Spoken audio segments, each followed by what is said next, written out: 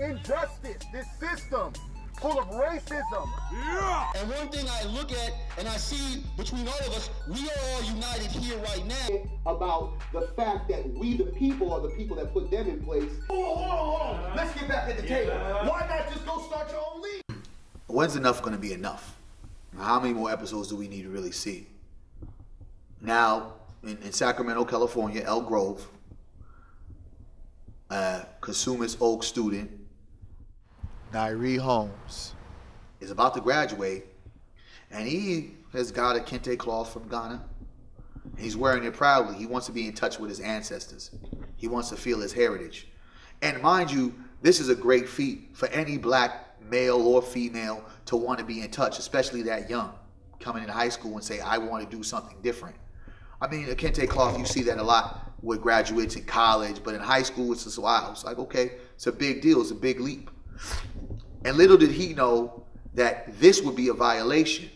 So I guess in the school policy, they say they don't want you to wear any kind of anything on your garments when you graduate. But my whole thing is like, was it really necessary to escort this young man with sheriffs?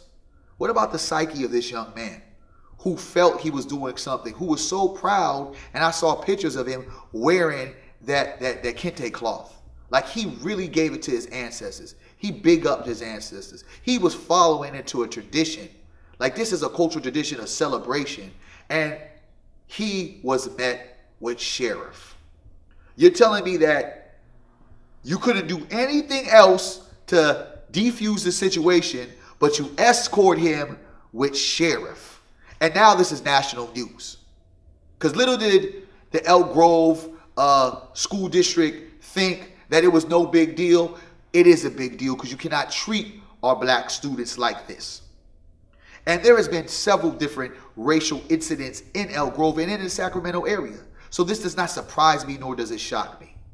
I wonder if the LGBT movement, if they had a student and their student was graduating and they wore their colors, how would that would have been met? Would there have been a sheriff escorting them as well? I mean, I really want to know.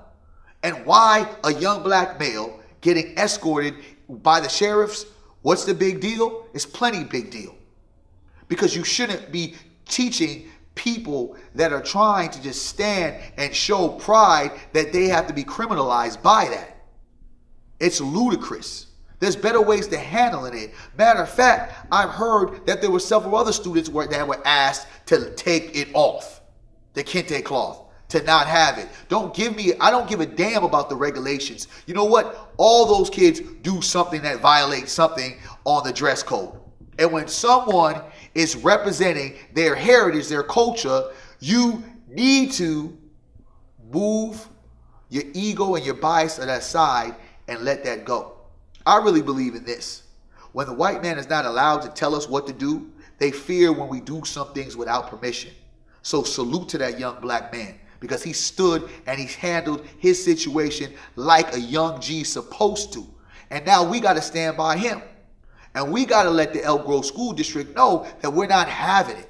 We're not going for it. Because when we are showing pride in our culture, in our ancestors, in our history, something that was stolen and stripped and we were lied to about what the history was, we have to celebrate that. But again, the way they show how they deal with us individuals, our young black youth, is by keeping them locked in prisons and showing them that, hey, we are the authority, so we're going to go ahead and give you the sheriffs. It's uncalled for. It was wrong.